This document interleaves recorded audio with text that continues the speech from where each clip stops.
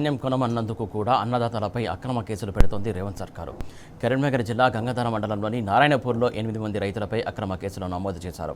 కాంగ్రెస్ ప్రభుత్వ నిర్లక్ష్యంతో కడుపు మండినటువంటి రైతులు ధాన్యం కొనుగోలు జాప్యంపై ప్రశ్నిస్తే అక్రమ అరెస్టులు చేస్తారా అంటూ విమర్శలు వస్తున్నాయి.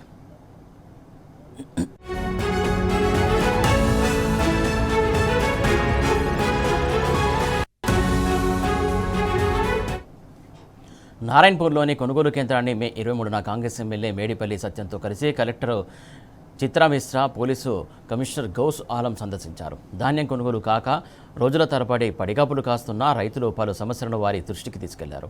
అక్కడి నుంచి ఎమ్మెల్యే అధికారులు వెళ్లిపోగానే కేంద్ర నిర్వాహకురాలు నిర్మలారెడ్డి రైతులు తనతో అసభ్యంగా మాట్లాడారని గంగాధర పోలీస్ స్టేషన్లో ఫిర్యాదు చేశారు. కనీసం విచారణ చేయకుండానే పోలీసులు కూడా వెంటనే పలు సెక్షన్లతో రైతులపై కేసు నమోదు చేశారు. ఈ తతంగమంతా చూస్తే అధికార పార్టీ నాయకుల కనుసన్నల్లోనే ఇది జరిగిందని అనుమానాలు వ్యక్తమవుతున్నాయి.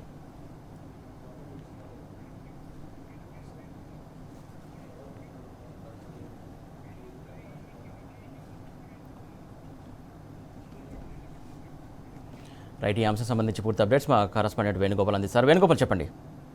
సురేష్, గత కొంతకాలంగా రైతులకు ఇప్పటికి కూడా ధాన్యం కొనుగోలు చాలా ఆలస్యమవుతున్న నేపథ్యం మనకు కనిపిస్తుంది. ముఖ్యంగా ఇటు ధాన్యం కొనుగోలులో జాప్యం జరుగుతుందంటూ తాము ప్రశ్నించేందుకు తమపై కేసులు పెట్టారంటూ రైతులు ఆవేదన వ్యక్తం చేస్తున్న పరిస్థితి మనకు కనిపిస్తుంది.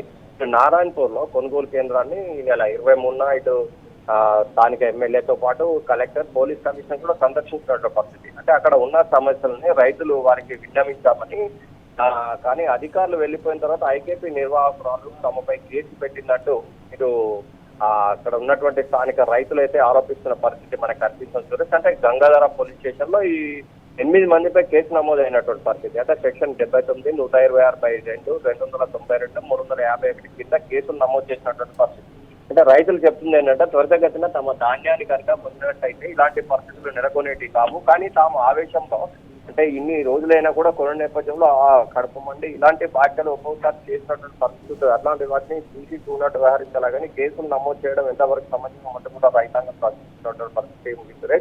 అంటే మొత్తం మీద అయితే 8 మందిపై కేసు నమోదైనట్టు తెలుస్తుంది. ఈ నేపథ్యంలో రైతులు ముఖ్యంగా చెప్పేది ఏంటంటే ఇప్పటికైనా కూడా ధాన్యం చాలా పెద్ద ఎత్తున నిల్వ ఉంది, దాన్ని త్వరగా కొనాలి, లేకుంటే మాత్రం తాము తీవ్రంగా నష్టపోయే అవకాశం ఉంటుందని చెప్తున్నటువంటి పరిస్థితి కనిపిస్తుంది.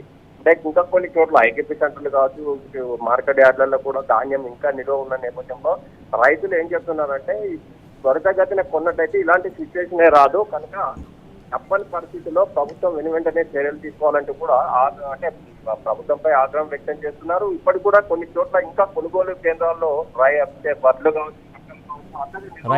పరిస్థితి అయితే కనిపిస్తోంది సురేష్. అంటే రైతులపై కేసులు పెట్టిన నేపథ్యం మాత్రం రైతాంగం మాత్రం తీవ్ర నిరసన వ్యక్తం చేస్తున్నటువంటి ఆవేశంలో తమకు వడ్లు కొనుగోలు సమయానికి కొన్నట్టయితే ఇలాంటి సిచ్యువేషన్ రాదని ఇలాంటి కేసులు పెట్టడం ఎంతవరకు సమాచారం అంటే ప్రశ్నిస్తున్న పరిస్థితి ఉన్నట్టు సురేష్.